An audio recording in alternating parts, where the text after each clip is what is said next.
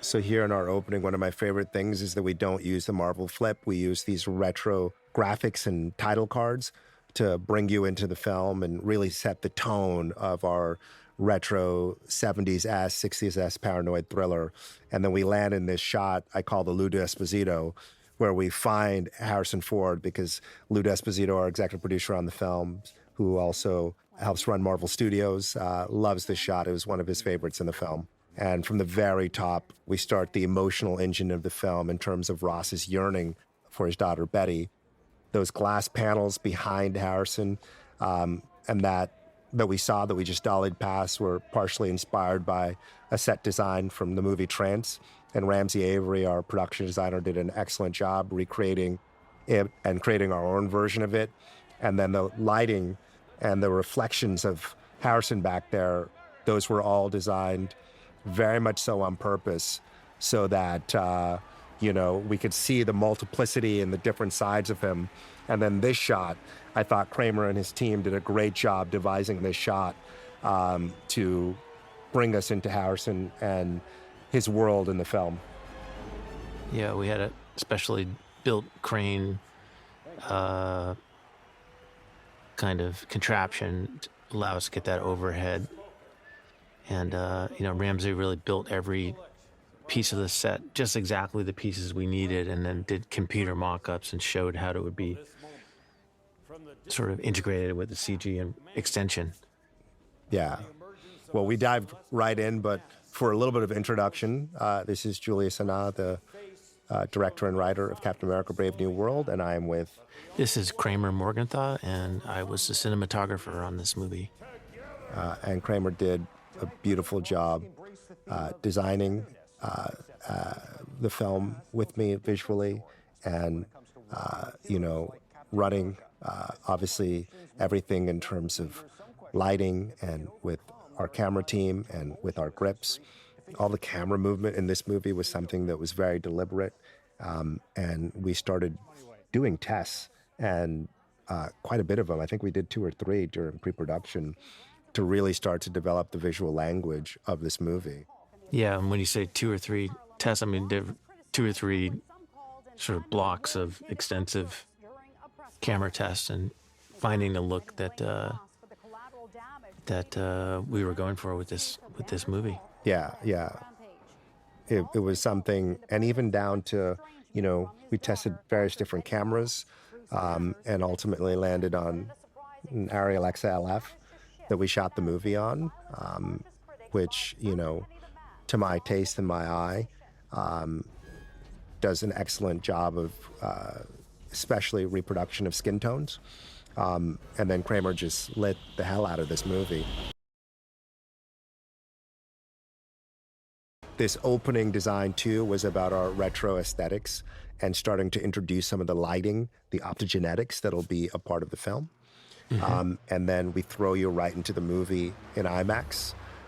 Wanted to have that kind of classic 70s anamorphic look and feel to the film. This section was shot with the Ultra Panatar 2s.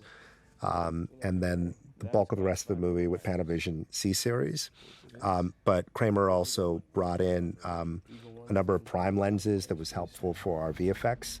And I really love how Kramer, I'll let him speak about it, pushed us using some of those prime lenses to come up with some really daring, bold shots, wide angle shots in this movie.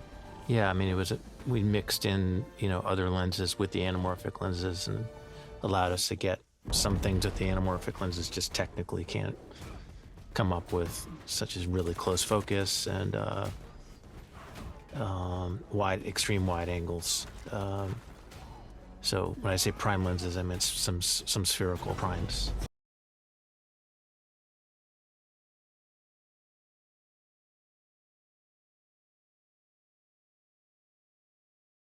This whole sequence was also really about establishing Sam and his various different skill sets. Obviously, his Wakandan wings that absorb energy, and we've seen this imagery in the Black Panther series, but also getting to see how they specifically work with Sam and make him a very, very formidable adversary. And also just part of the fun of this for me was whether it was our C-series lenses and the anamorphic look and feel, and the use of the various different film filters, gate weave and halation and grain. It was all about creating a cinematic of a look and texture as possible for this movie. And especially when you get into an environment like this, just really beautiful lighting with, great contrast. And I love the way Kramer was able to simulate candlelight and that feel here. It's so, so beautiful.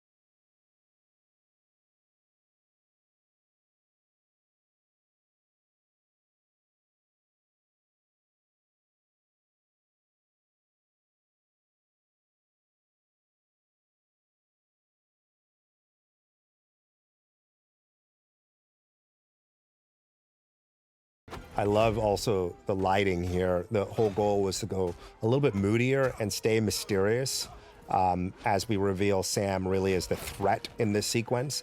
And then I also love the notion of him using these bricks. It was inspired by the Korean movie Bittersweet Life.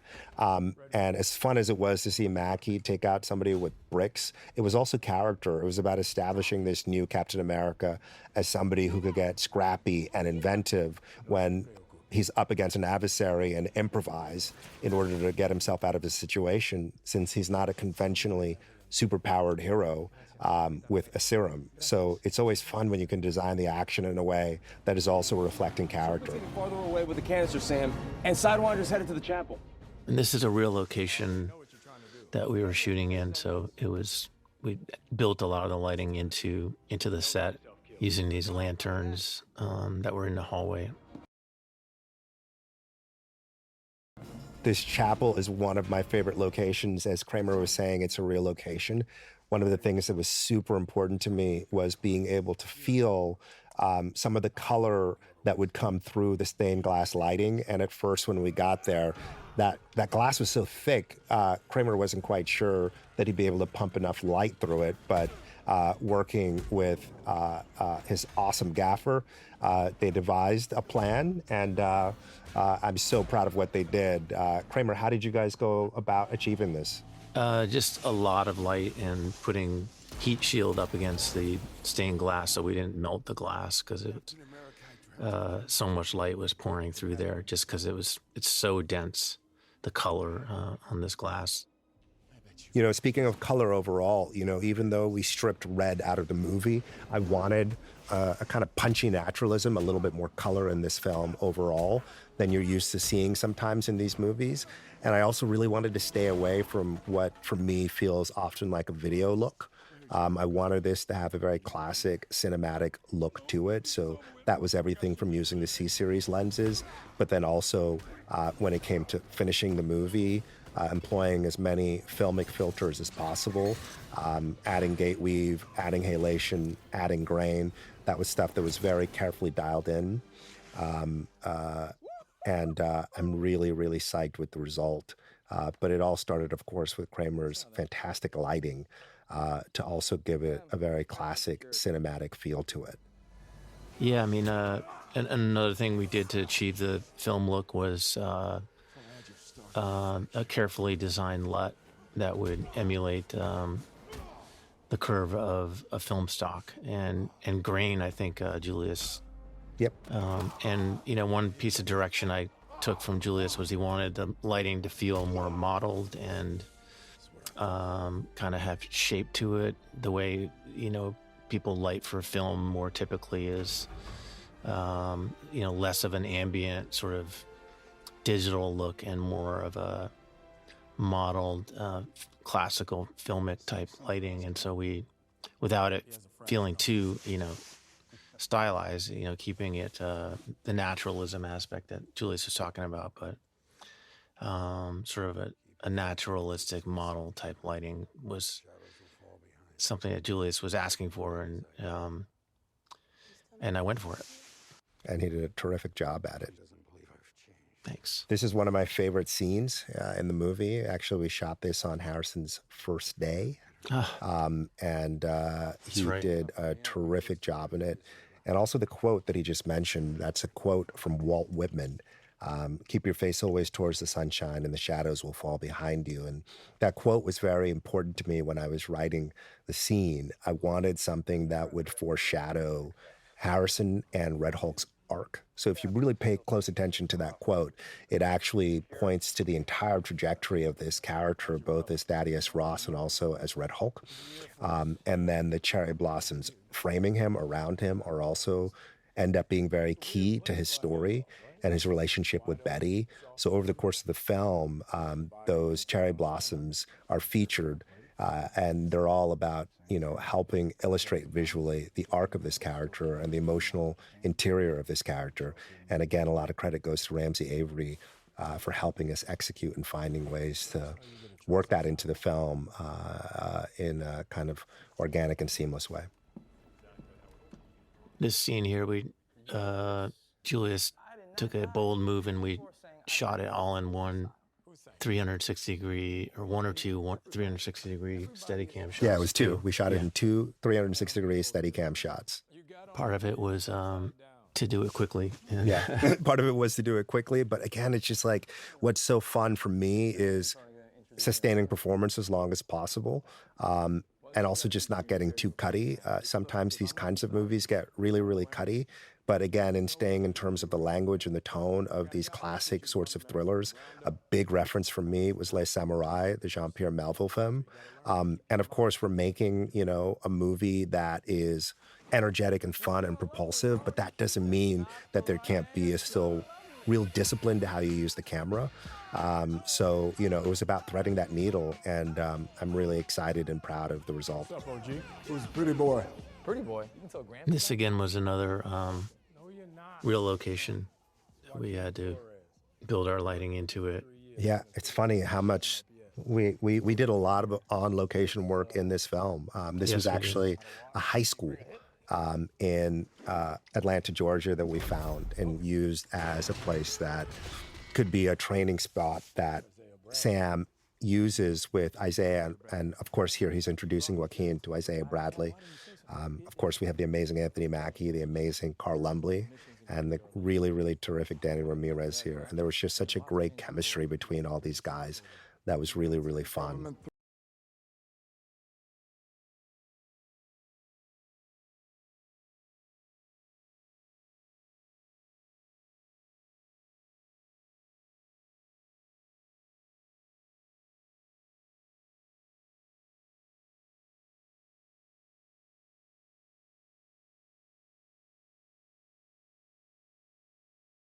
Yeah, this was a lot of fun to shoot. It was hard because we didn't have, again, a ton of time. With a schedule for any movie like this, especially when you start getting into stunts and action, you got to be really prepared and think through the coverage, which is something we try to make sure to do every day. And it was really fun. I love the use of the lighting on the ceiling. It was a recurring motif to use, these thin, cooler lights. And you'll see them over and over again at different points of the movie. Kramer, in terms of the development of this, maybe you could talk a little bit more about that.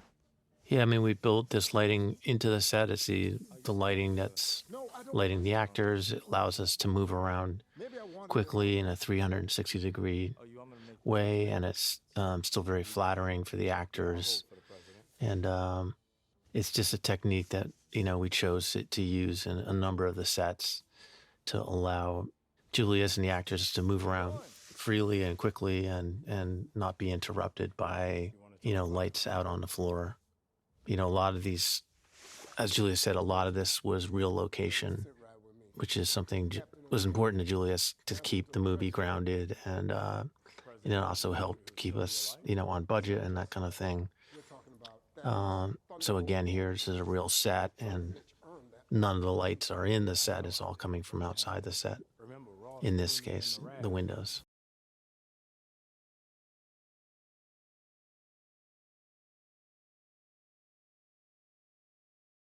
This is another scene that I really loved and thought Kramer did a wonderful job lighting.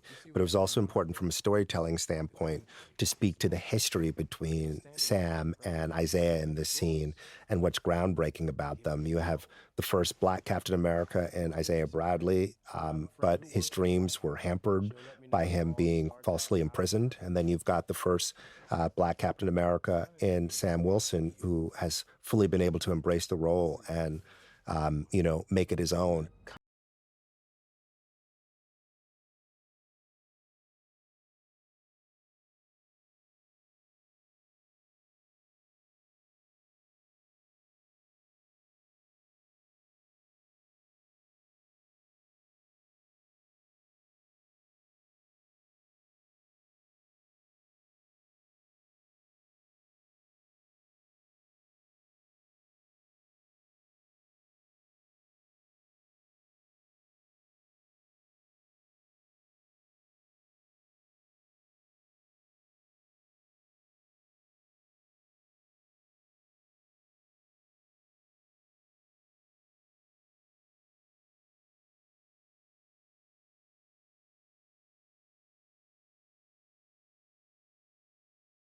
So you see the Washington Monument there, the lights on it are actually typically red, and I had them change them to blue in VFX as part of our Deny Red. So a lot of that kind of stuff done in the movie to omit red where one can. Okay, I'm sure she would be proud. I hope so. This scene was super fun to shoot. It's actually something we shot on a stage and then comped in the backgrounds. But, there's the scripted version that I wrote with my writing partner, Peter Glanz. And then, it was about giving it over to Mackie and Carl and Joaquin. So I remember, and Danny Ramirez. So I remember that day we all went into Mackie's trailer, and I was like, guys, I know this is how I wrote the scene, but let's have fun with it. And they really kind of just started riffing and having fun and improvising. And then I took the improv versions when I watched the dailies and strung a new version of a scene together, and that's what you're seeing here. So it's what's great when you've got awesome actors who can just take ownership of what you've written and make it their own, and that was super important. This White House was, believe it or not, a real location, and not the real location, but a scaled-down version built in Atlanta. 75% scale, yeah, at Tyler Perry Studios.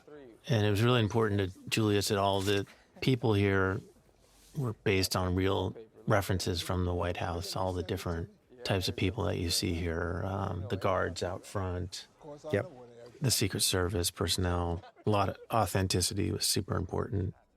Yeah, and that even wide establishing exterior, that was something we really shot as the exterior of the location and then use visual effects to do set extension.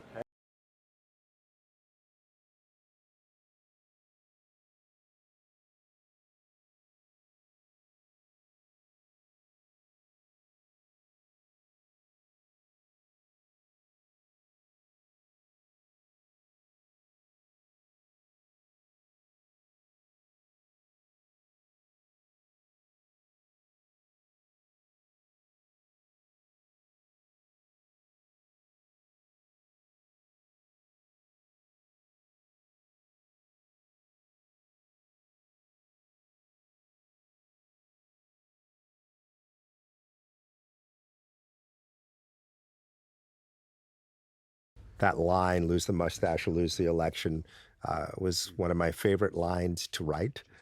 Because I remember during prep, we were really trying to figure out how do we connect the dots back to the William Hurt iteration of this character who did have a mustache. So I was desperately trying to figure out, oh, how do we do that? But then also, how do we, justify him not having a mustache? And no modern president has had facial hair. It's just a thing that they don't do. So I came up with this line, lose the mustache or lose the election. And it became a great way to both explain that he lost the mustache so he could run for president, but also to connect him back to William Hurt and the old Thaddeus Ross. The other thing that you notice in his hand is his red lollipop.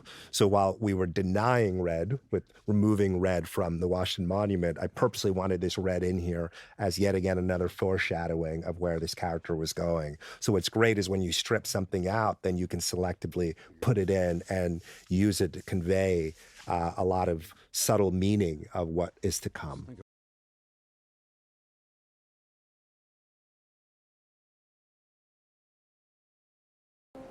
And then you'll notice there again behind Harrison are cherry blossom plants that are carefully placed. For those who are paying attention, some to a certain degree may be hard to miss, you'll sort of see that that is tracking him over the course of the film and then, of course, pays off towards the end. Mm-hmm. Lots of cherry blossoms in the movie. Lots of cherry blossoms.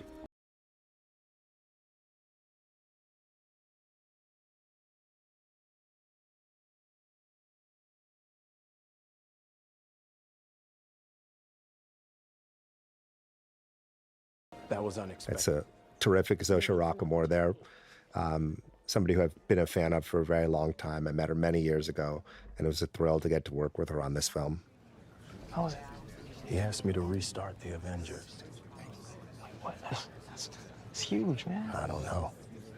We'd have to work for him. Ladies and gentlemen, the President of the United This again was a real location, and we shot this sequence over a number of days to have time to do all the stunts and that are coming up shortly. Exactly. I love this. These glass screens as well that you saw come down. Those screens are not there. That is all a visual effect. So both the screens and the content on it, we had to be very careful about how we lit this environment in terms of ambient light to make sure it would match what you saw on the screens. So even little details like that require a tremendous amount of conversation and prep so that what you have in the shot will still work with what you will iterate later on in terms of effects on a screen. Defense are immeasurable. It's even more indestructible. I'm really proud of this too, because again, it was, Kramer said this before, how do you keep a certain amount of control without just kind of resorting to shaky cam or handheld or just sort of trying to do too much with the camera. And I really wanted to maintain a sense of movement during the entire scene. This camera is pretty much always moving. Mm-hmm. And then we were very, very careful in the editing of the scene because just because the camera's moving the way you want doesn't mean the actors are doing necessarily what you want in the frame. So, it was very careful selection of takes to make sure the camera and the actors were always hitting their marks. The great actors in this, and they were so accommodating in terms of hitting marks and being there. And here we're introducing Shira. The great Shira Haas. Yeah.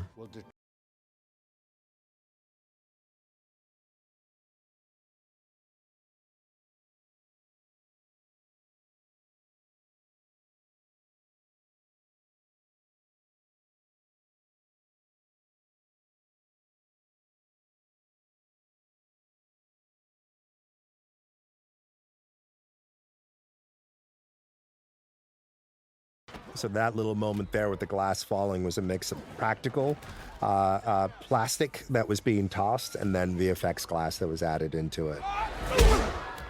But that was a real Harrison Ford punch. He really punched that man in the face. I'm kidding. I think the practical effects are part of what really helps sell the 100%. The visual computer-generated effects.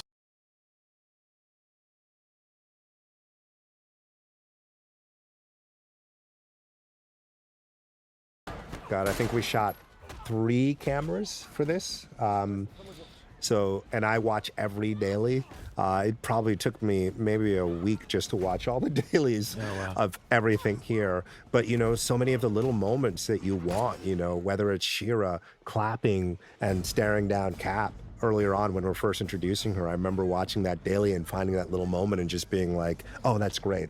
The actors are giving you so much, like Kramer was saying, and you don't want to miss any of it. So I love to watch all the dailies and just find as much nuance and detail. And of course, we had 2 great editors on this film, Matthew Schmidt and Madeline Gavin, and they were incredible partners, both in terms of hunting through the footage and finding those really authentic moments, and of course, cutting together great sequences like this.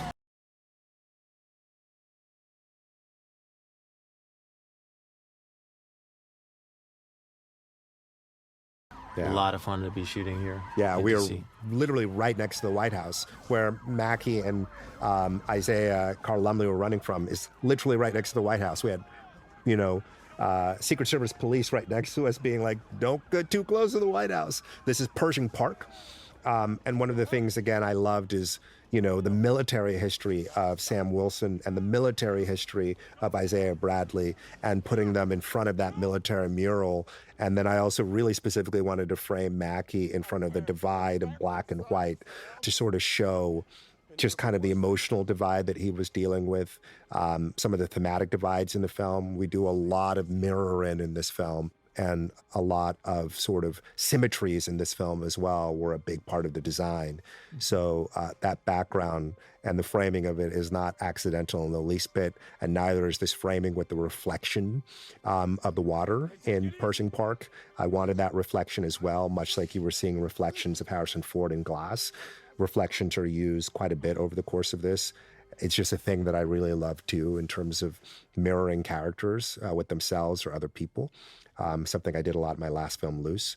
This moment here was a reference to Point Blank, Lee Marvin walking down the hall in John Boorman's classic film.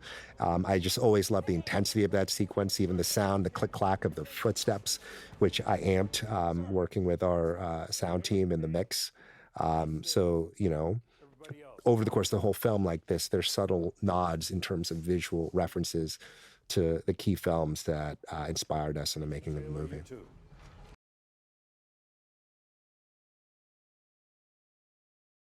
This is a set that was built really beautiful, brutalist kind of architecture that.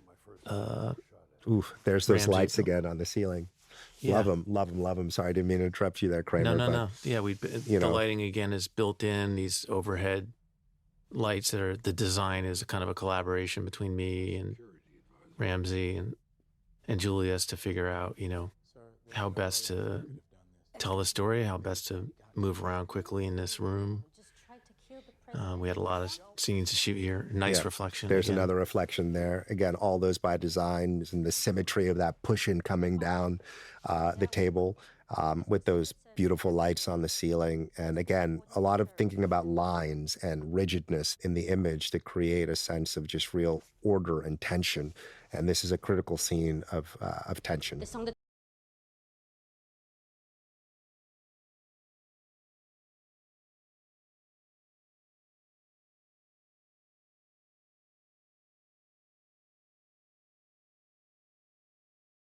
There's possibility. As far as bunkers go, this is one of the cooler bunker sets. 100%.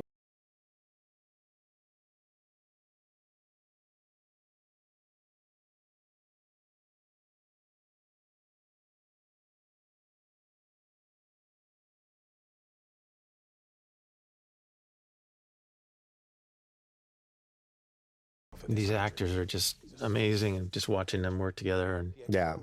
always had to pinch ourselves just that we're in the room with Harrison Ford, this icon of, our generation, and of course Anthony is incredible, and Shira. You invited me here to work together. And speaking of the whole paranoid and political, I love this shot in particular, in a scene like this where it's easy for it to become talking heads, to be able to pop out and in a shot see visually the entire dynamic is always great. You can see Harrison and Shira on one side, and the way it feels like the power is with them versus with Mackie and him being pushed back by them.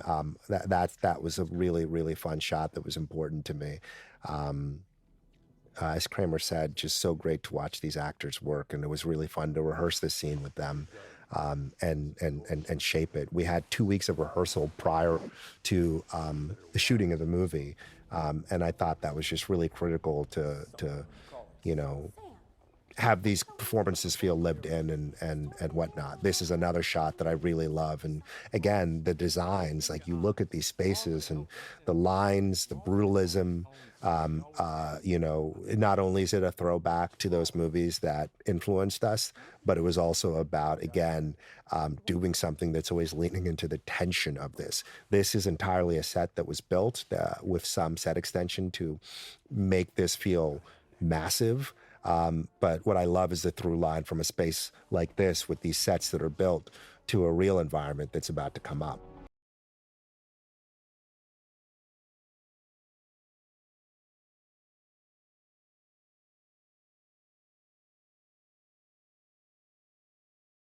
And I also have to shout out here the incredible throwback score from Laura Carpman. She did a wonderful, wonderful job, making something that could still feel like a modern film, but also hark back to those classic 70s thrillers. This is a real prison in Atlanta, Georgia, that again is continuing that same brutalist style and has that sense of just lines, and I love the door closing behind him, and that feeling of just intensity in the imagery. Which was a set that we built into the location. Yep. This kind of talk room, whatever you call this room here. It's a visitation room, technically. Visitation room, yeah.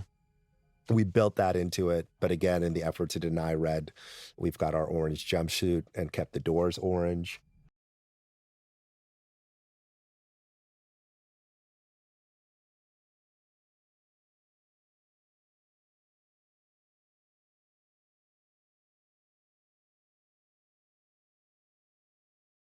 I got a haircut. This is one of my favorite scenes in the movie as well, and there's a little interesting backstory behind it, because there was a version that had been written, which is actually the one you're seeing here, and then another version of it got written, and this is the benefit of rehearsal. We rehearsed that other version, and it just wasn't clicking between Mackie and Carl Lumley, Isaiah right here, and I remember talking to them, and I was like, remember that other version? Let's rehearse that version, and we rehearsed it, and it just worked.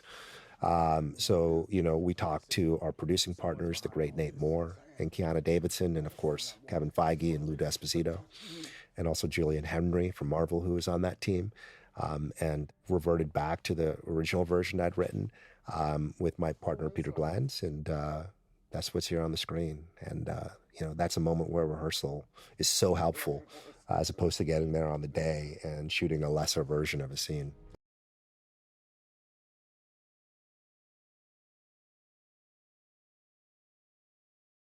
I love these frontal shots. We ran the whole scene in these frontals, but when it was being cut together, it felt really right to save it for the end of the scene. So there's this direct look between them. It's the only time it gets used in the film. I considered using it at other points, but this was the place where it just felt really organic and intense. Yeah, they're looking in the lens Exactly. at each other.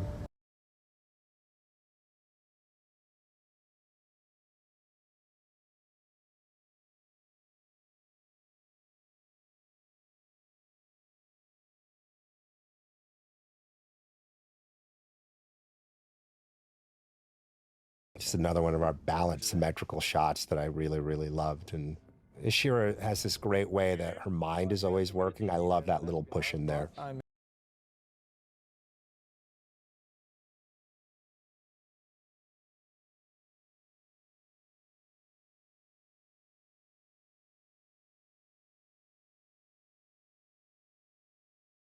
I airdropped it to him. Again, we're actually shooting not on stage here, but on location with Anthony in the truck.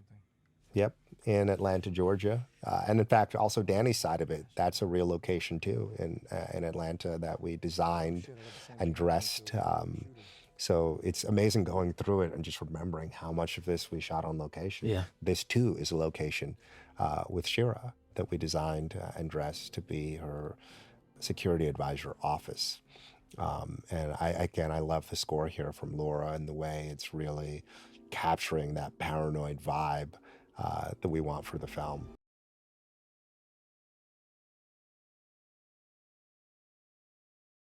And the little electronics that are being used too. That's partially inspired by World on a Wire, the Fassbender film. I asked her to take a look at that, and she loves that sort of experimentation too. So, these are all ways that might not be 100% obvious, but they're subtleties that get woven into the movie that take all these influences, and it's the accumulation of details. And then this flip shot here, I loved. It was always about this idea that Sam's world's about to turn upside down, which, as you'll see very shortly, it will.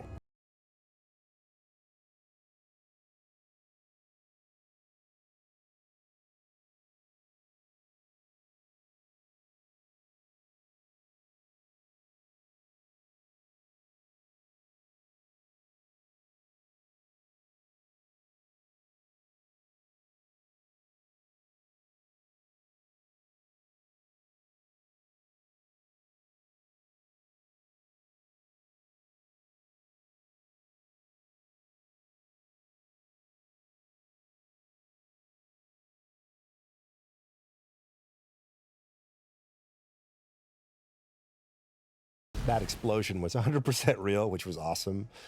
In the subsequent shots, we added some fire to keep that going. But the initial explosion was so much fun to shoot. You could just feel the heat, the intensity of it all. Yet another one of our IMAX sequences that we shot on the Ultra Panatar 2s. It's always fun when the movie can open up like this. For our action. And I just love the grittiness of this. Again, some of this we shot just embracing the intensity and the roughness of the light. Other times, Kramer brought in balloons to help control the lighting. I'll let him speak to that. Yeah, I mean, just the Georgia sun in the middle of the day, and I think May or June or whenever this was, May, we used kind of a mattress-shaped balloon to diffuse the sunlight in in the tighter shots, at least. Trying to keep it real, but be a little gentler on the actors.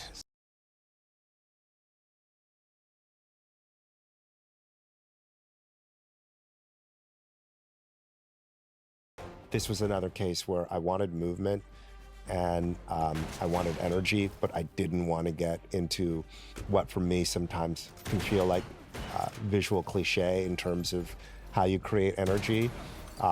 So a lot of credit to our camera operators and again to our stunt coordinator and fight coordinators in figuring out how we could go ahead and shoot this that maintained the visual language of the rest of the film.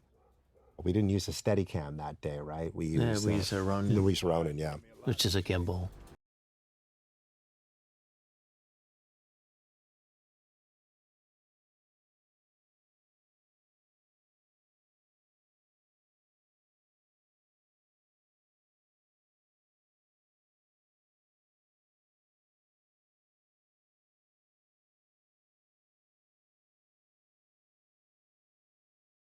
That last little close-up of the battery was something that we really needed to get, and I snuck back. I didn't tell Kramer. I'm grateful he forgave me, but I snuck back and I stole that shot the next day just to make sure it was there. Classic indie filmmaker roots that we both come from. You just got to go out and get it done, right? Exactly. That was one of the reasons I wanted to work with Kramer on this, because of that independent sensibility, so much like stealing that shot there or him sneakily figuring out how to get that overhead crane shot to reveal Ross at the beginning of the film. Even though you're working on such a big, massive production, you still have got the limitations of time and money. So sometimes you just have to be persistent to get the things that you need to tell the story.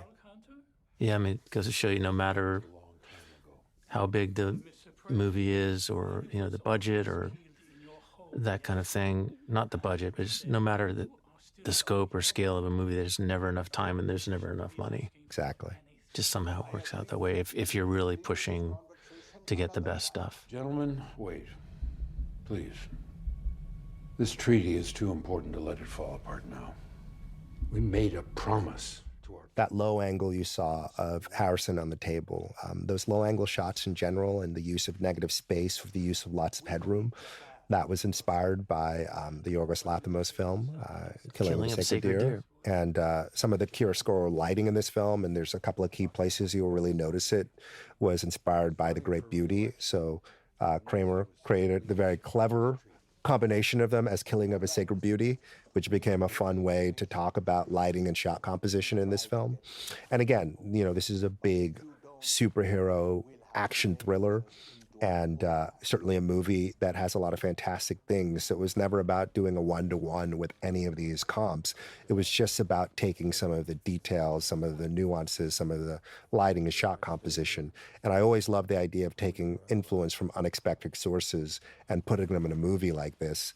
And seeing what you get, because I think it leads to something more distinctive.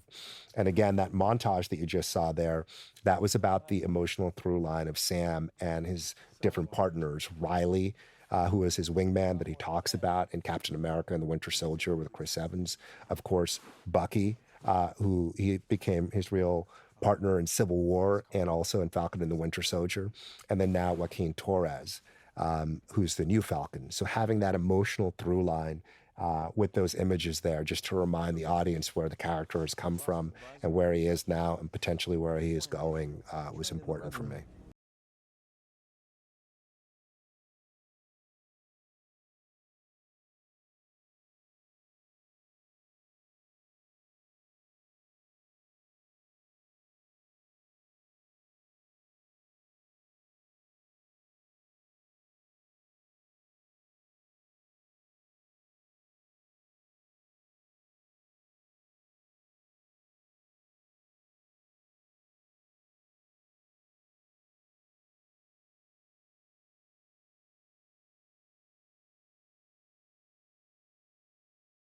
Again, as Julius mentioned, this was a real location that we dressed into for Anthony's Captain America's office.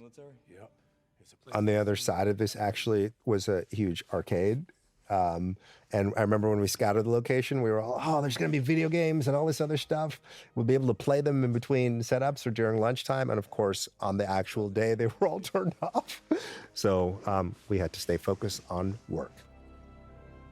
That was a fun little rig to figure out how to reveal the new vibranium suit that Sam was going to wear and have a little suit upgrade. We actually just had a guy off screen below camera who was helping us pull it open, in addition to Mackie manually pulling it open. And there was one time where he accidentally got into frame. It was very, very funny when we were shooting it. A big laugh. Some snacks. Why did I invite you? Yet again, you know, big movie, but sometimes things you need is just a guy with a string pulling something. Yep, sometimes the simplest thing is the best. 15. Okay. Do you need an escort? Think I'll be just fine. I always loved this shot, just playing her arrival at the window and then exiting inside the booth. Yeah, in one shot. You know, here and there where we could, we really embrace oneers. I love oneers, and it's a simple one, but it's effective.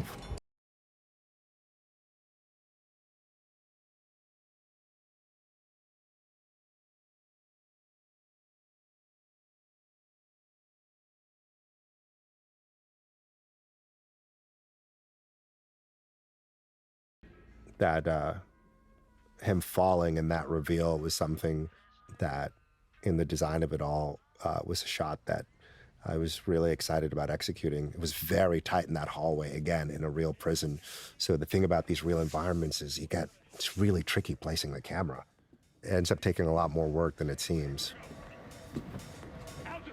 I love this little improv that Harrison did. It ended up being a real great sort of subtle laugh moment. You know, the great thing about Harrison is he just has such an understanding of how to reveal character in small, subtle ways, and this sort of really great sense of humor. And I thought it was a really nice way to humanize Ross. We can all relate to that moment of not wanting to work out and putting on a little show for those around us. The house is still in the wild. Yeah, and it's so great working with Harrison. He just really understood the camera and what it could do and what it couldn't do. He always knew what we were doing. He's been on so many sets and worked with so many great filmmakers. It's just kind of a treasure.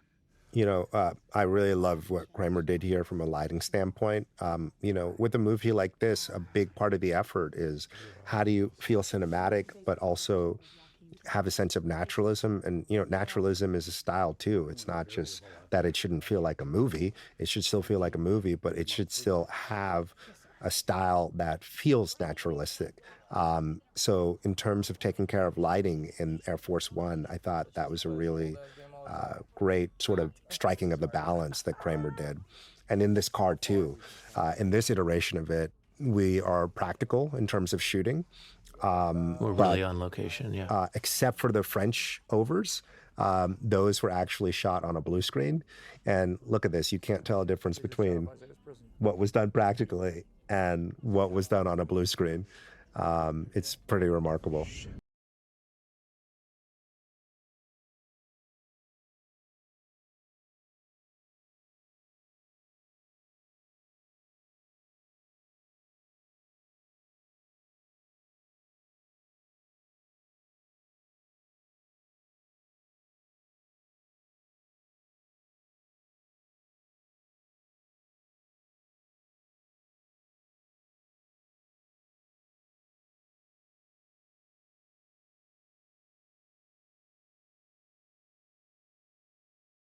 So again, this is one of those choice, very careful, uses of red in the movie. So as I was describing earlier, we slowly dial up red in this film, and this was a way of teasing where the movie is going, and then also very carefully introducing our heavy puppeteering the movie. A guy in the back in the shadows pulling the strings. Me rot in this prison, and it was my curse to watch. This idea of using darkness obviously is something we've seen many times before, but in particular, these shots of Samuel Stearns, in particular the close-up of him, was partially inspired by the reveal of the villain in the movie Streets of Fire, played by Willem Dafoe. Really, really cool moment, and it ended up being a nice little touch as we wanted to slowly reveal Samuel Stearns over the course of this movie. We also looked at that shot of Scarlett Johansson from Yep. Under the Skin. Under the Skin, Yep. Jonathan Glazer. Yep, Right? exactly. So those were the two references that I put in front of Kramer, and I love what he was able to come with to make our own version of it that isn't a one-to-one. Slowly teasing the character of Stearns, and Julius wanted to bring him into the movie just little by little.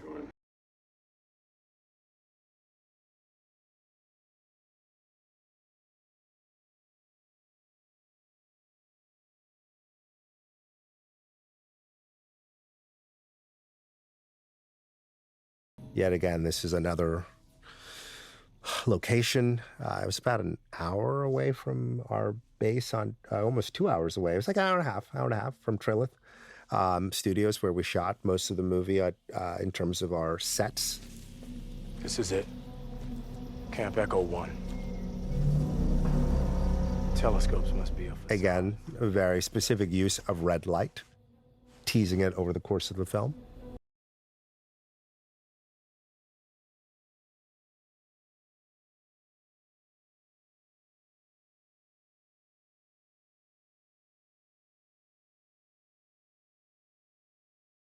This was one of those scenes that was hard to, there's a lot of work to get in one night. It was definitely an effort.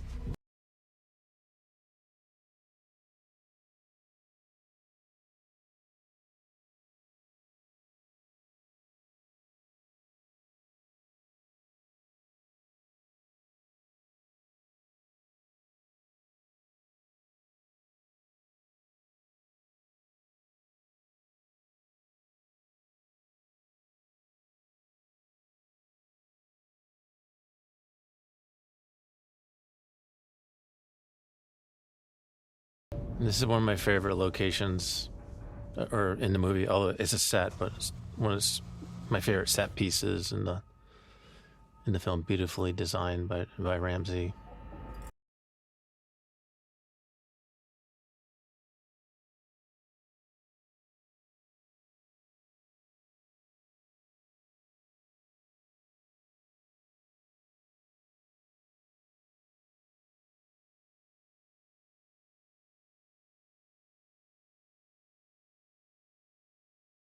We got to have some fun with the lighting here, and push some of the realism a little bit further into expressionism.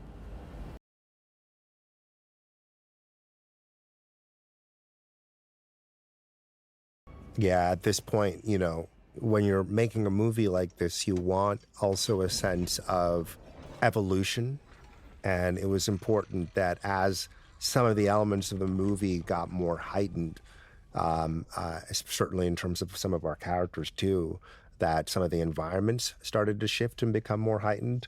So you had so many real practical locations that we went into, that prison that we were in as one example, or office spaces as another example.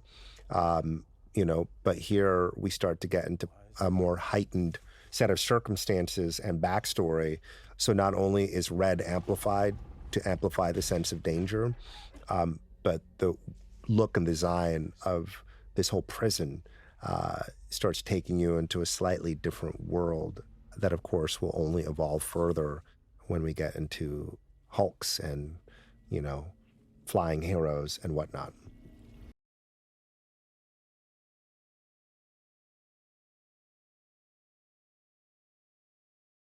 Again, the set design here is amazing, and the dressing by Rosemary and her team. Yep.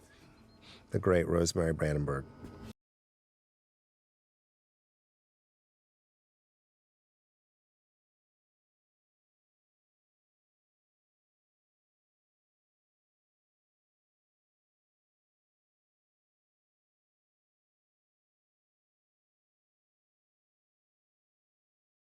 These high angles were very important to me, and wide angle shots. Again, just part of the language of some of the references that we were looking at that, just give a slight off-kilter edge to what you're watching.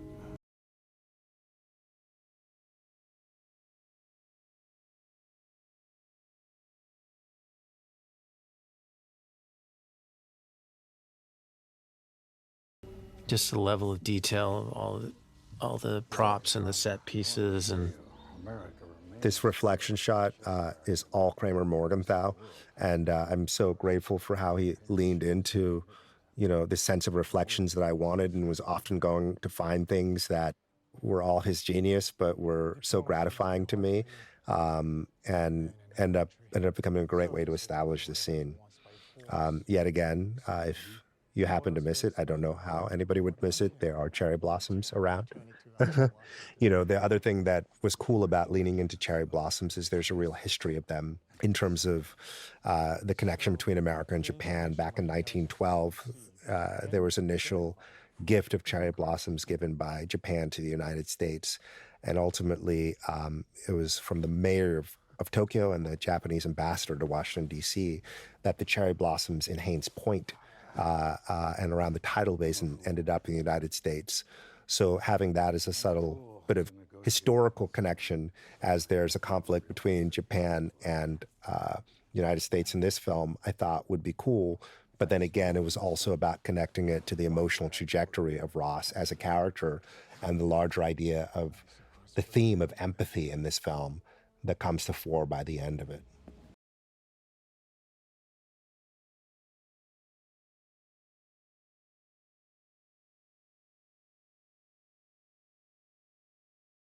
again, a real location that we found.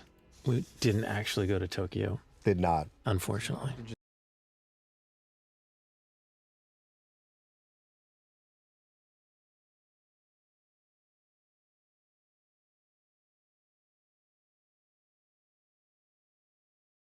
What you're going to see coming up soon, which I thought Josh, Kramer Scaffer did. Josh Davis, yeah. Did an excellent job with Josh Davies, was for the way optogenetics works in this film. it's flashing lights, and this is real technology that currently exists, blue light that is able to tap into somebody's sort of mental wavelength, and it's sort of a form of mental or mind control that can occur because of blue light. So we took that and obviously ran into a more heightened science fiction iteration of it. But the blue lights that go off in this set, each one was designed with a certain pattern by Josh Davis. And it's a cool, subtle detail that, just shows how much thought was put in by our gaffer and Kramer and his entire team. All these details are such a big part of storytelling.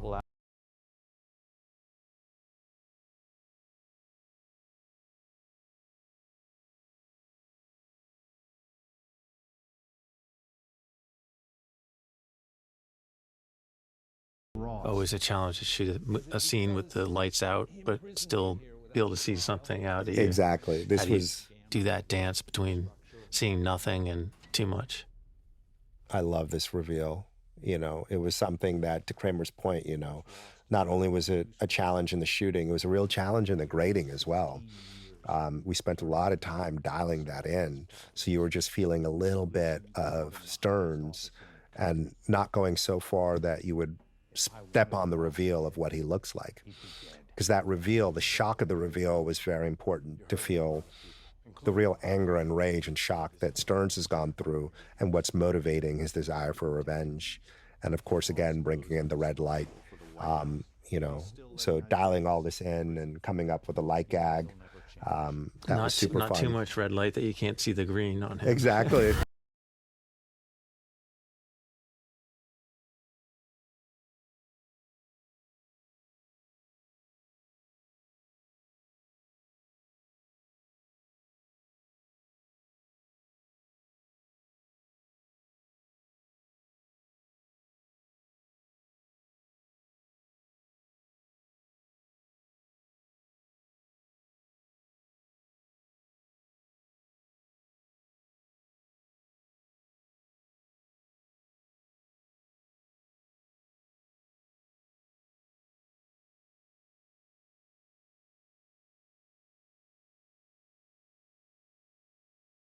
This is a scene where all the different film effects also end up playing out in such a cool way, because it's already awesome lighting coming from Kramer and Josh and their team. But then when you add in the gate weave and you add in the halation, it just gives it a little bit more edge and the grain as well. So this was a really cool scene to play with in post.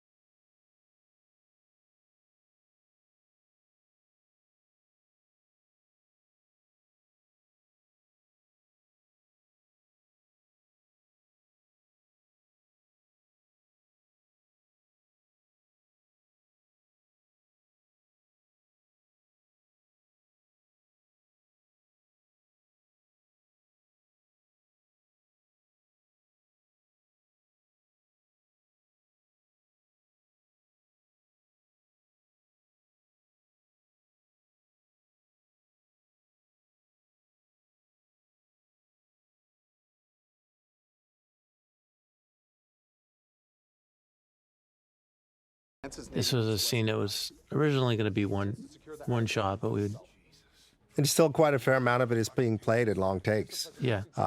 which was really fun to shoot. Agree, we are going to We lose need our to opportunity regroup, with and we can Osaki. figure out a different. And again, it's in a real location, not a set. Lots of location on this movie. Might miss our opportunity. We're not going to miss the R. The use of the sound here again, that sound was about the increasing intensity and pressure of what was going on with Ross, and it's part of the score. It's not even sound design and stuff that came from the great work Laura Carpin was doing, partially connected to some of those influences from World on a Wire.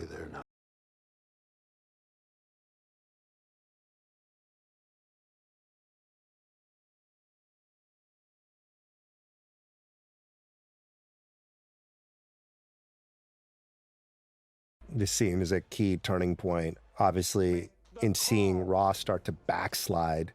And I just love the subtlety and the nuances in Harrison's performance. You see how controlled he was when you meet him in the Blue Room in the White House and earlier on in the film. And then you see how much more unhinged he's getting here. It's a very well calibrated performance by Harrison. I'm a wartime president. It's well written too. It plays into his strengths as a performer.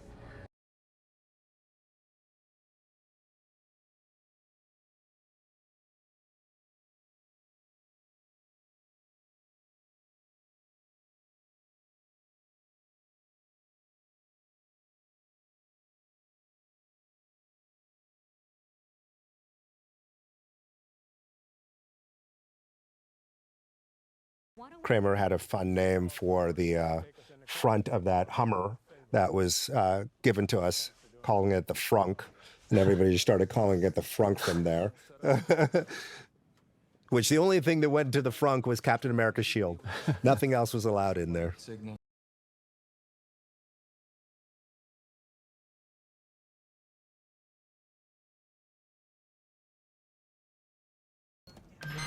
So as you can see, yet another practical location. We shot a lot of this movie on location, and hopefully it just lends with that feel of the authenticity of the kind of political, paranoid, grounded thriller we want.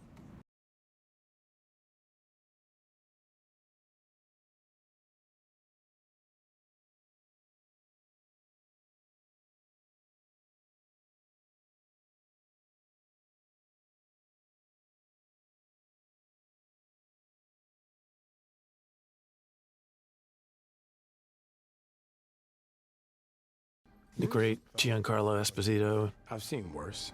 Not without your Avengers. Shooting this stuff with Mackie and Giancarlo was such a great dream come true for me. My career started thanks to the great Spike Lee, who I'd interned with and for when I was 19 years old. Amazing. And then when I was in graduate school at NYU, he read my first feature script and liked it, and introduced me to agents and got me signed, and that really started my career. So getting to work with Giancarlo, who I remember watching when I was young and Do the Right Thing, and then Anthony Mackie, who worked twice with Spike on She Hate Me and Sucker Free City.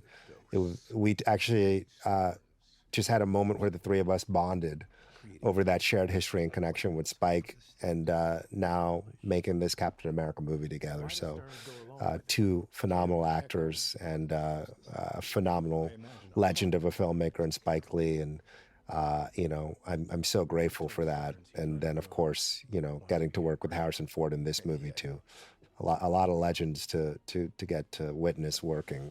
It's a great backstory there. Yeah.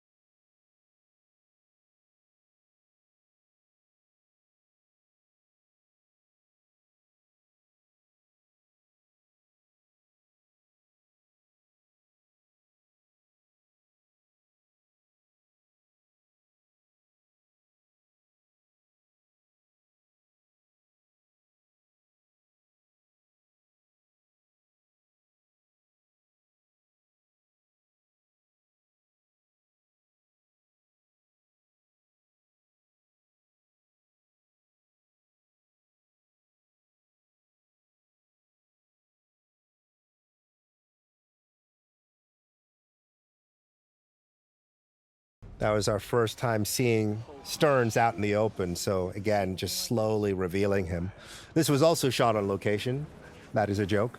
Clearly we are now at Tiamat, introducing the Eternals. We built part of the USS Destroyer, the Milius, both the exterior deck and then also the interior control room and wardroom and hallways. So that was a real helicopter buck we also had for her to exit out of. So there were some pretty big builds on this movie, but it was always about keeping one foot on the ground and maintaining a sense of naturalism too and realism. What's interesting about this movie is the way, as I was mentioning, that we're evolving from the real world that we know and the heightened elements, whether it's a gigantic celestial head in the ocean or a gamma irradiated villain and adversary, and eventually the Hulk to come. What was beautiful about it too is the red that you see in the board behind him. That's what it actually looks like in that environment. So it was another case of being able to utilize red in the film in a way that is upping the temperature, but then also kind of working with the visual language of the film in a way that is really organic.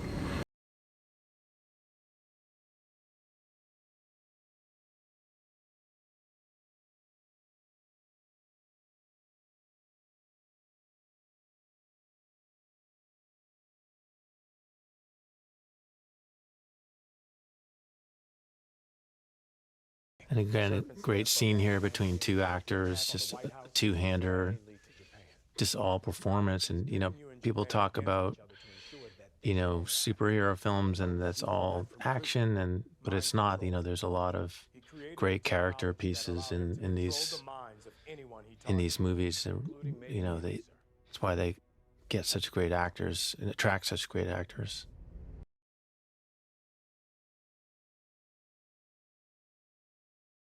It was so fun to design the shots in this scene, using a low angle strategically here and, feeling the sense of mistrust or going a little off angle on Sam and creating a sense of confrontation. So a lot of time was spent really being careful with camera placement in this. And this was another scene that we rehearsed in prep to kind of create the shape for it.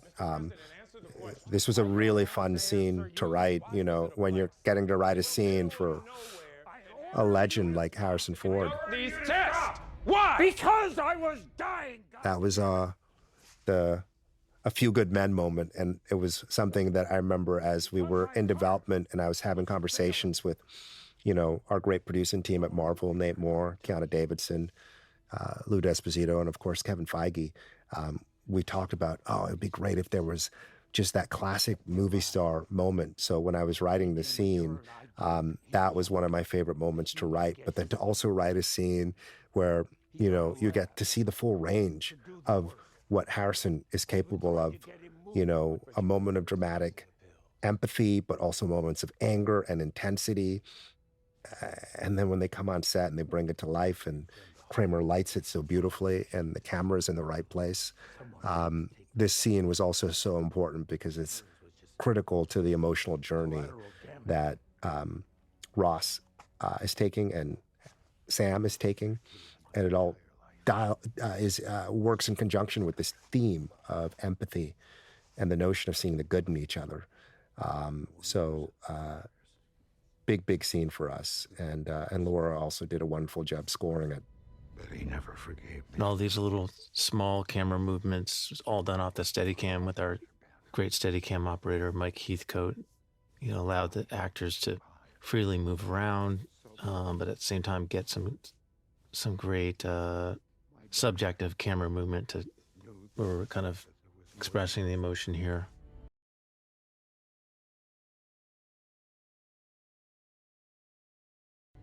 Mackie's so good in this scene.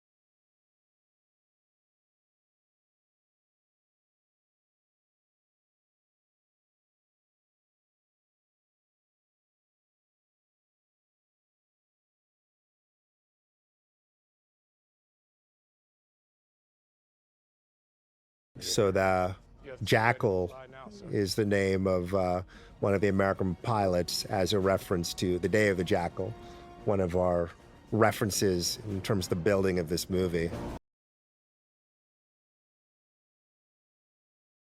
I love that frontal shot. Man, we had to rip apart the set and With the pull an techno arm. Yeah, it was a techno crane, yeah, to get that frontal. It seems it's a very quick shot, but it took a lot of work to get that shot. And it's a cool, really dynamic, energetic shot that was very important for me to throw you into the energy of this massive sequence.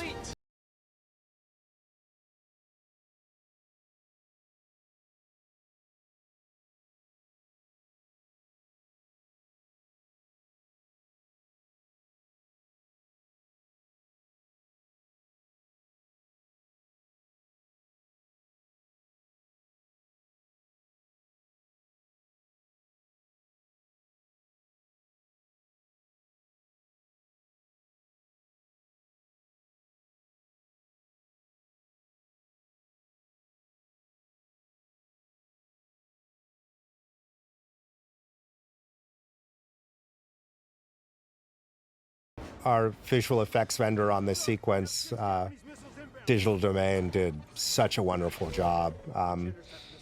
And all these camera movements within the Command Information Center in the Milius were specifically designed to match the movement that would come with the preceding shot or the subsequent shot in our visual effects. So all of this was designed with a lot of care to create just a constant sense of forward motion in the sequence.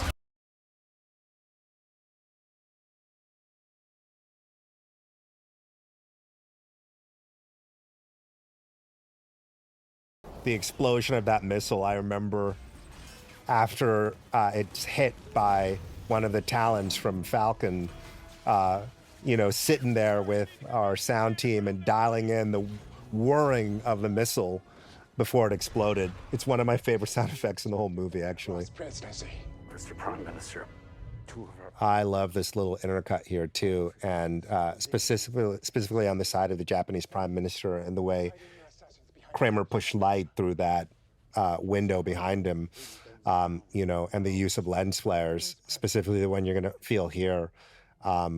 You always want to be careful with this kind of stuff so it doesn't get too self-conscious, but I think it struck a really nice balance of just, livening up the image and making it beautiful. Here's that sound design again as well that is about building up the tension of Ross, and then you feel all that red behind him. So we were very, very specific about dialing in the intensity of his emotional journey. The Dutch angles as he's starting to lose his mind. Yeah.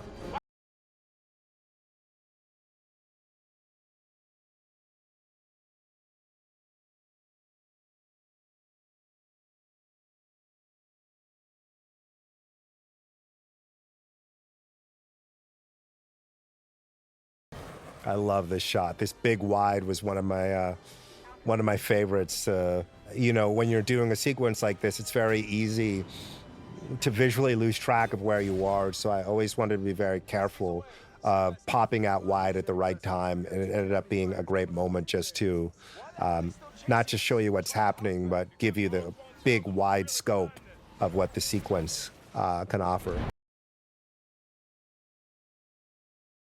So this moment where we introduce Stearns with the hat, that's a very subtle nod to Les Samurai. There's a great image as well in silhouette with a hat with our main character in that film. I'm a huge Jean-Pierre Melville fan. So again, you're making a big escapist studio blockbuster. Why not have fun just leaning into some of these references and these influences?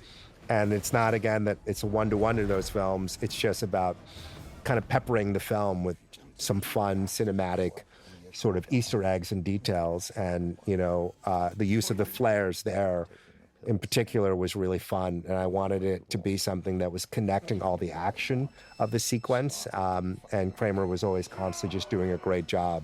to push that light in and help me create those flares.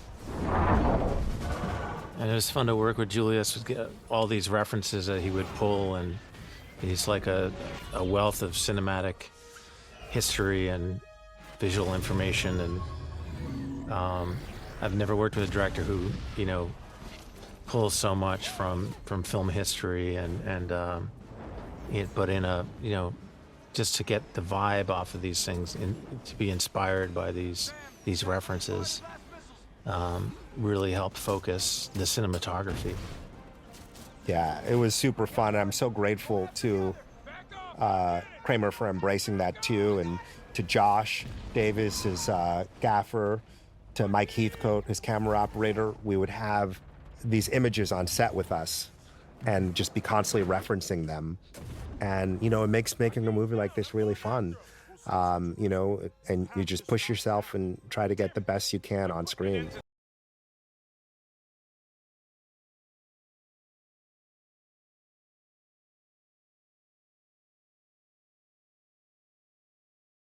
Like, you look at an image like this, it's fun to have this low angle and these push-ins, the low angle in particular on Ross, inspired by the great low angle shots of Jack Nicholson in The Shining. And it's just all, how do you just make this feel as intense and paranoid as possible? And we looked at that reference on set, the Jack Nicholson shot. Julius would pull up images sometimes just even on his iPhone. Yeah.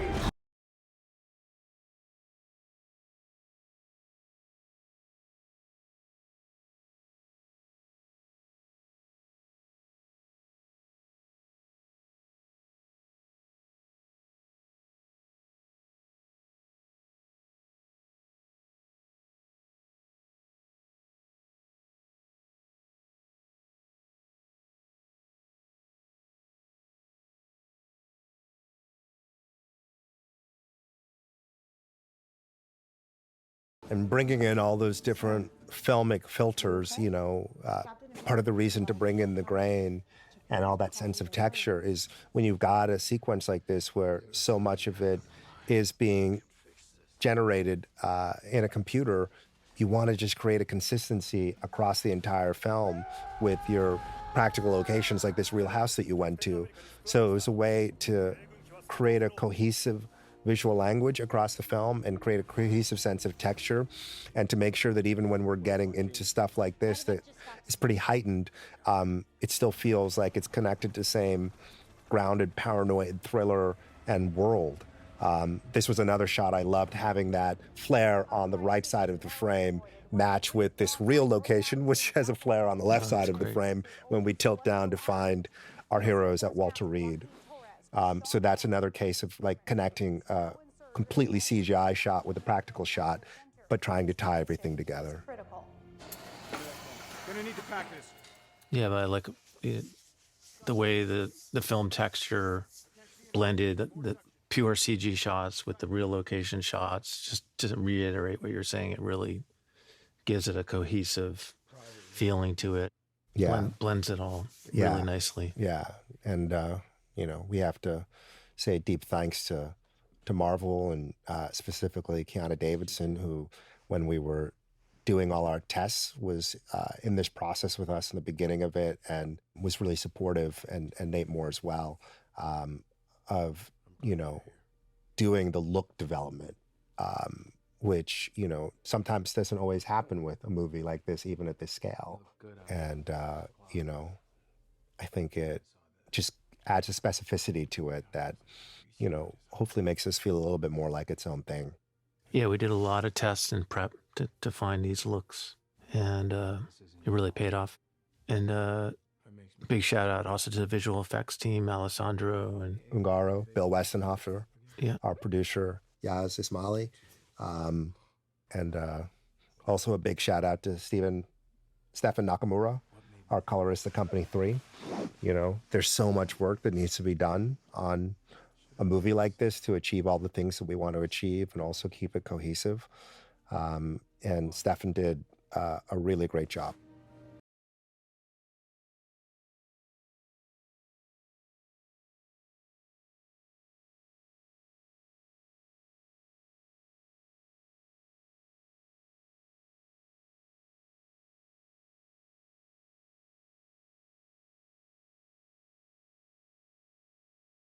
One of my favorite shots in the movie that Kramer helped me enhance was the reveal of Bucky here.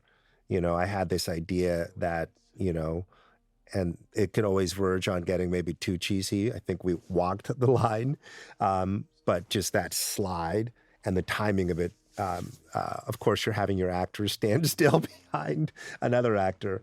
But, it's funny. The first time we put this in front of an audience, they just were so excited to see Bucky, and it was nice to give him a real movie entrance, And that's the thing with something like this. You're just always walking that line because as much as you want to lean into the style of naturalism and keeping it grounded, you can't forget that you're making a movie, and it's about having these great movie moments that gives an audience a thrill. That's why we go watch these big spectacle films.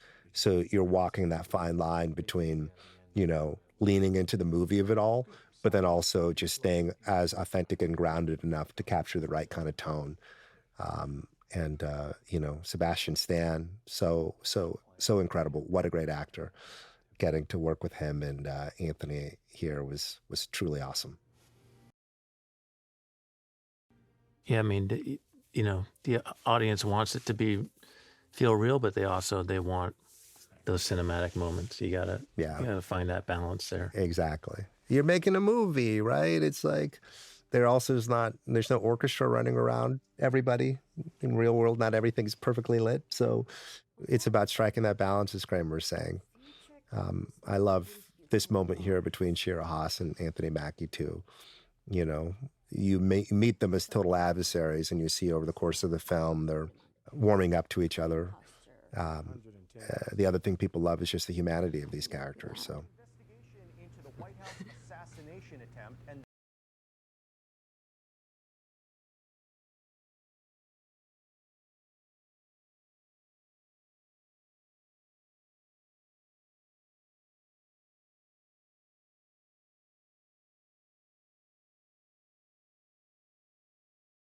One of my favorite scenes in the movie, beautifully lit by Kramer, inspired by the chiaroscuro lighting of The Great Beauty, the Paolo Sorrentino movie.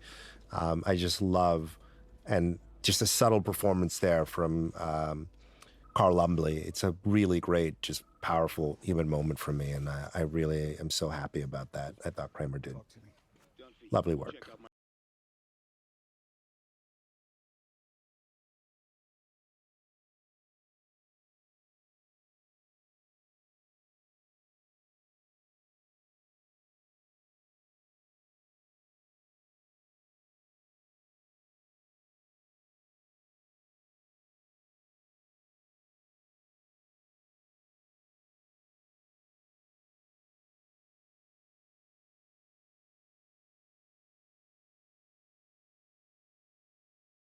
I think Tim Blake Nelson does such a great job here.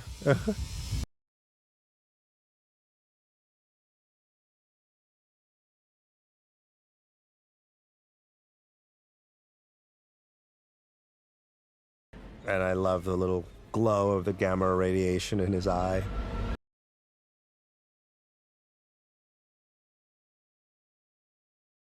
This was also in our White House set, the replica White House that was built in Atlanta, Georgia.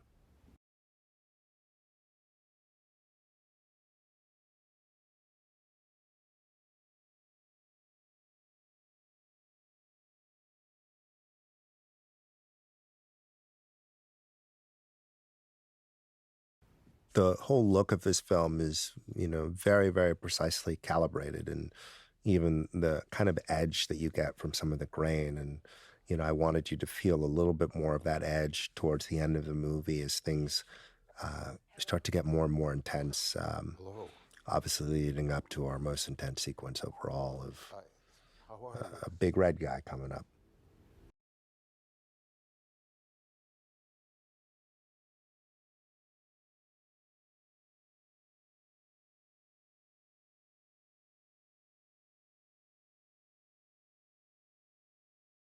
Sometimes shooting in these iconic sets like the Oval Office, it's intimidating, as a person. You revere these spaces, and then suddenly you're in there and you're shooting a scene in the Oval Office, and you realize it's just a room. Yeah, it's just a room. I know it's totally cool, but what a great job lighting this room.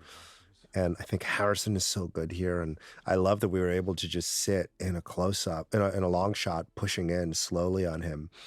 And, you know, again, for a movie that's a big superhero tempo movie, to get to slow down for moments like this and just be with the characters, it's something that was really gratifying to be able to do. And then, of course, to do it with Harrison Ford is kind of remarkable. And this was another great set built by Ramsey Avery and married with visual effects extensions. Yeah. You'll notice that it's quite colorful here. And that was something that, again, that was by design. You know, it was very important for me, especially by the time you get to the end of the film, that we embraced color, that the images felt a certain degree of saturation. And that was all about the evolution of the movie from being a grounded political thriller, you know, relatively grounded political thriller, paranoid thriller, to not forgetting that we're still in a comic book movie with larger-than-life world and larger-than-life characters. So it was about sort of evolving the movie into a visual kind of language and tone and space that makes room for a gigantic Red Hulk. So I really wanted color to pop here, and this is also part of that punchy naturalism. I never want a movie like this to be afraid of color and Despite fabrications to completely run away from its comic book origins. our bonds have proved strong. You kept Ross alive for years. I think you're also color's important to you thematically, and that so many of some of the films in the past are so much of this kind of desaturated look, and I think it's a sort of counter to some of that. 100%, you know. This look for Samuel Stearns was something that really evolved from pre-production and production and into post.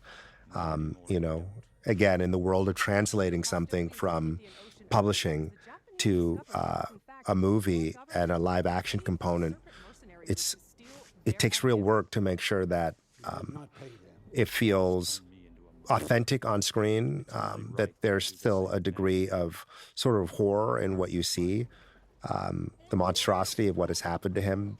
And once you see him, you should understand why he wants revenge on Ross. So I think it's a really great result in terms of where we landed. Really excited about, you know, what we were able to achieve and, you know, make a version of Stearns that feels very specific and singular to the MCU.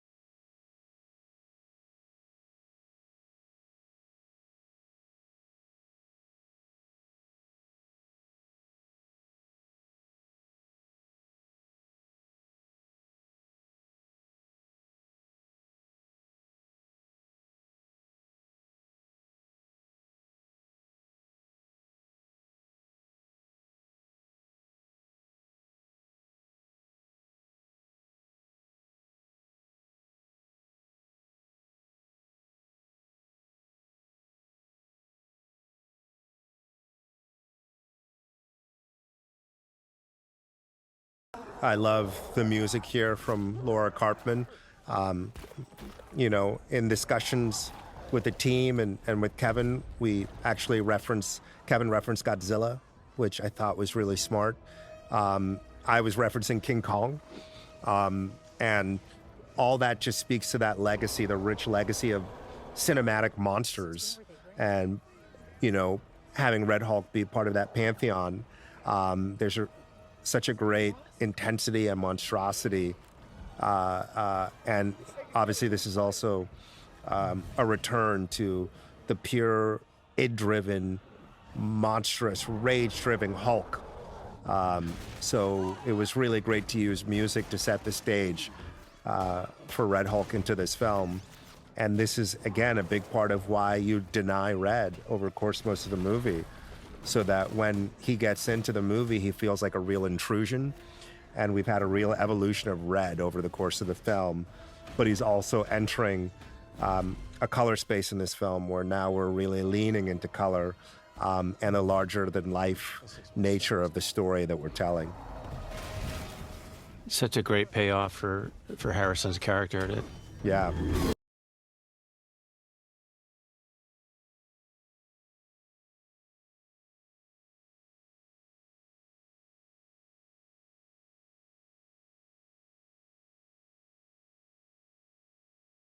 Have to give so much credit to Weta Digital and our supervisor there, Dan Cox, and our animation lead, Sydney Motokombo. Dan and Sydney were with us from the very beginning and have just done phenomenal work supervising and animating our Red Hulk, and obviously working with Alessandro and Bill to bring all this to life. And then again, you know, have to give so much props to Stefan Nakamura. And this is yet another place where leaning into the gate weave and the halation and the grain and all those classic cinematic touches takes all this effects work and has it sit into our live action work and the great photography from Kramer to bring it all together to make a sequence like this come to life.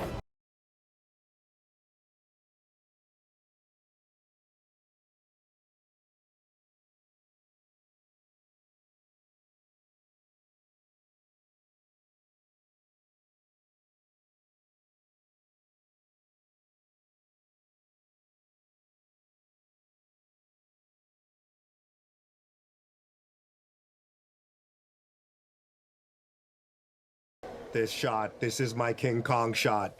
It's one of my favorite shots to design in the movie. And of course, having a Red Hulk standing on top of the burning White House, you know, it's our homage to the Kong standing on top of the Empire State Building, but certainly an image that tells a lot of story. If they say an image is worth 1,000 words, let's see what words people come up for Red Hulk on top of the White House. Doesn't get better than that.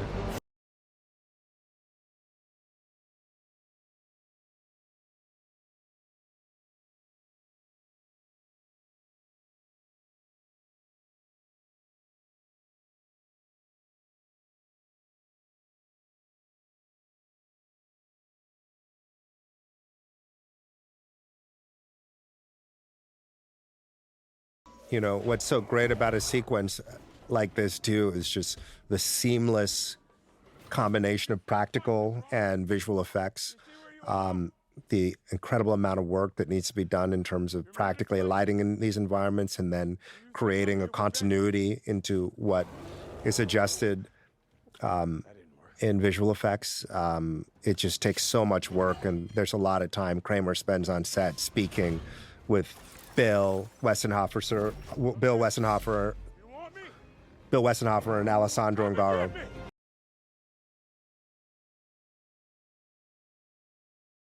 Yeah, there's so much blending here of 100% CG and real photography. It's just marrying the two. It's so important on these movies to have visual effects and original photography be in sync.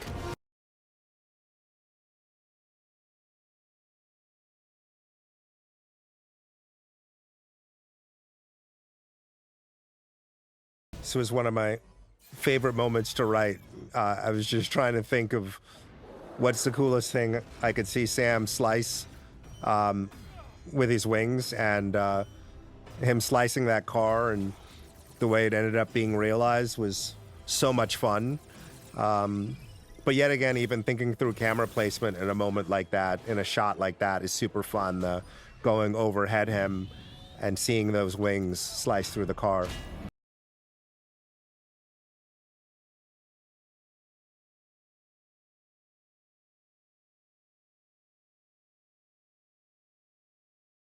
One of the other fun things that I pitched early on that I'm so gratified and grateful that they went with was giving Sam a helmet. It was a practical thing I wanted to do just because if he's flying in the air and going through Mach speed, you want something to help that feel a little bit more real. But then obviously it was great to be able to use here for some scary moments in our Red Hulk fight.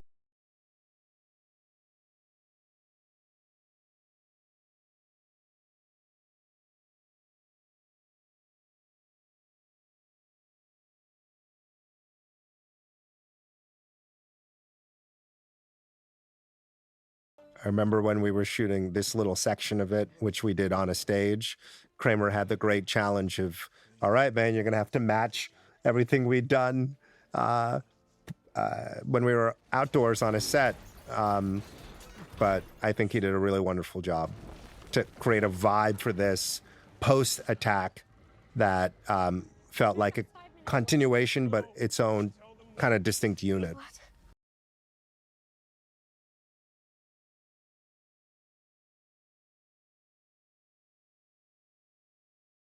So here we see our cherry blossoms that we introduced in the very beginning of the movie with Ross standing by them in the cemetery coming full circle. Who's that bet?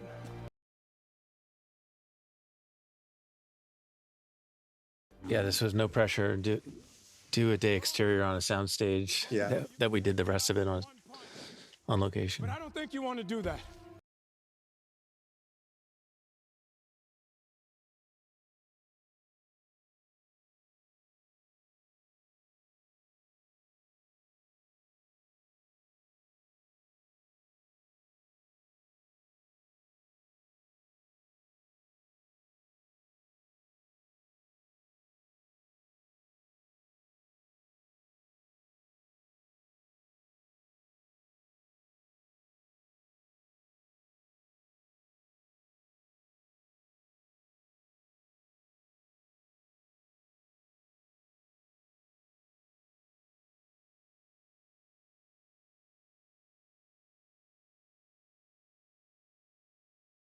It's great So emotion. remember that Walt Whitman line, keep your face always towards the sunshine and the shadows will fall behind you.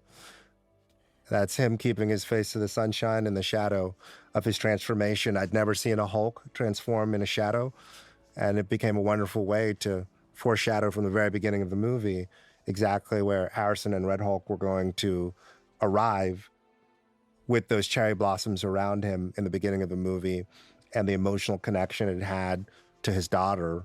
And it's because of Sam's emotional intelligence and sensitivity when Ross mentions cherry blossoms to him on the Milius in that scene where they have that great face-off, that the whole story comes full circle.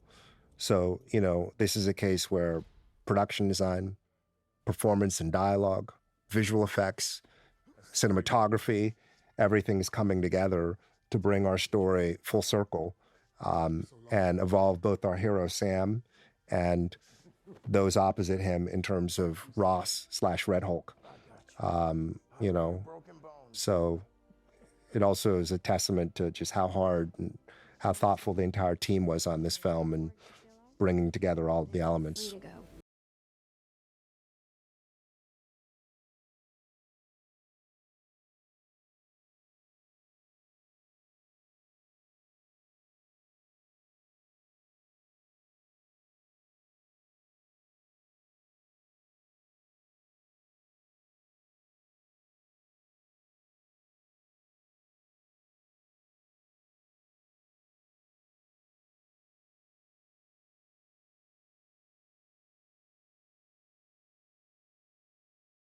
This was another fun set to work with here. And this shot, this high angle tracking shot. It's like a bookend to the other one, right? Exactly.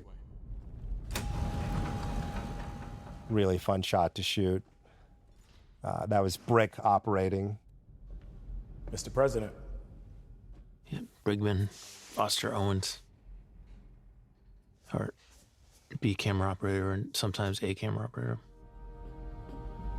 Intentionally uncomfortable. I heard the food hasn't got any better either. You heard A camera operator when we did additional. Bradley got out. Yes, sir. This was one of my favorite scenes to shoot as well. Obviously, it's Sam and Ross coming full circle. But, you know, this is the third time I believe the raft has been featured in a MCU project.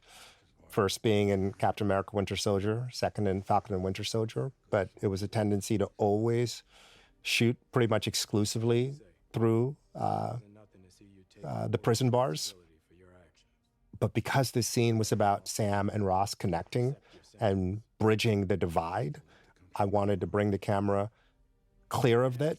So we have a close-up on Sam that's clean of the bars and a close-up on Ross that's clean of the bars.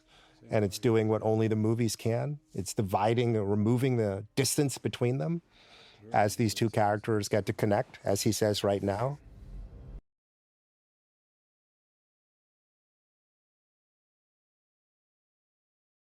That line in particular was so important to me.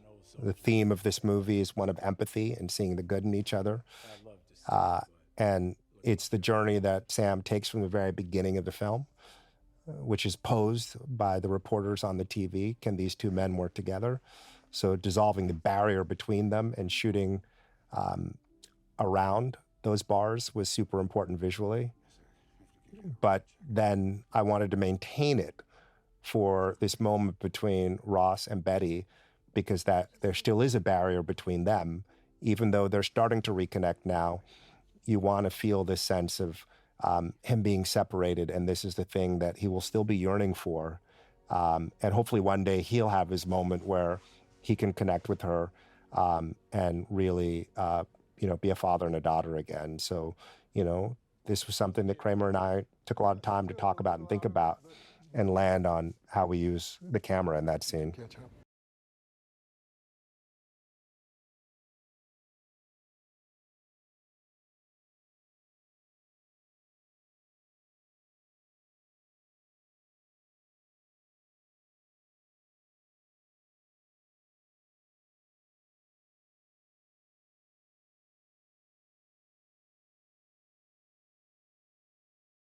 Again, another real location here, real hospital. Yep. How do you make a hospital cinematic and at the same time feel real? You know, just how do you balance all that? Let you have all the fun. Kramer brought in another one of those flares I asked him for, and did it so beautifully. But you love all your children. You love every scene in many different ways. But I got to say, maybe this might be my favorite scene in the movie. It's so beautifully photographed, yet still naturalistic. It was a scene that I actually rehearsed only once with these two, because the first time they did it, they were so in it that I knew I didn't want to spoil it. I feel like I let down. It's a catharsis for Sam in this film.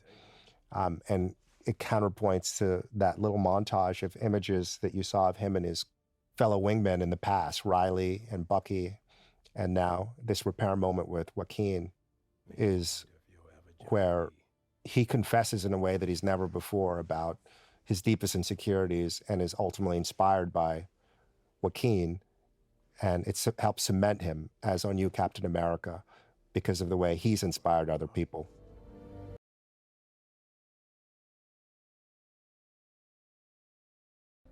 Yeah, it really carries one of the core messages of the whole movie. And again, it's just a two-hander between, you know, a scene between two actors in a room, and it's so compelling. And you know, we lit it as minimalistically as possible, but kept it real, or tried to. Yep. No, kept it real, but cinematic in such a beautiful way.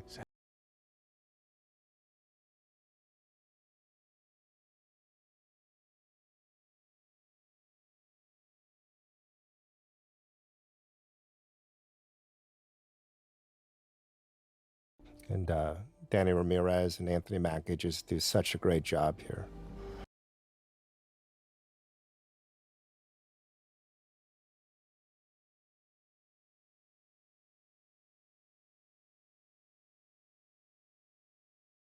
And this is another payoff moment that we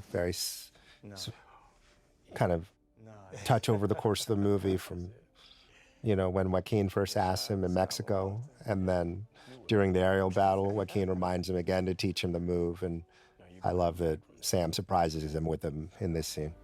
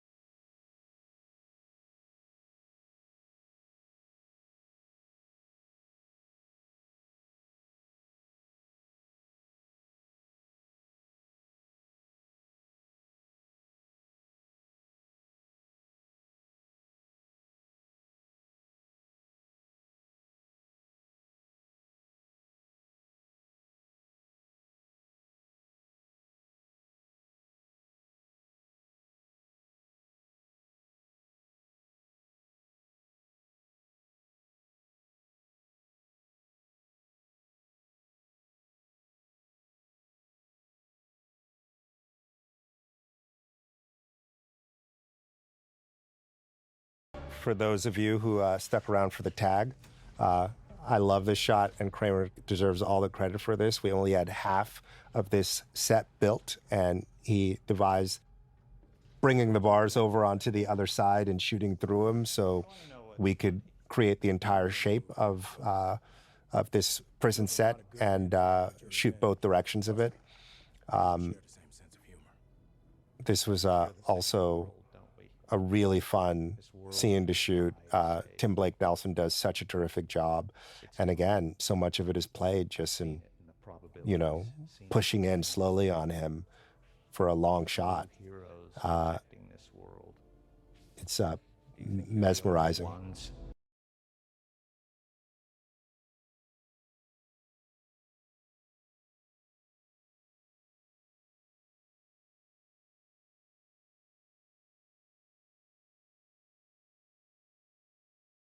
And there you have it, Captain America: Brave New World. Thanks for watching.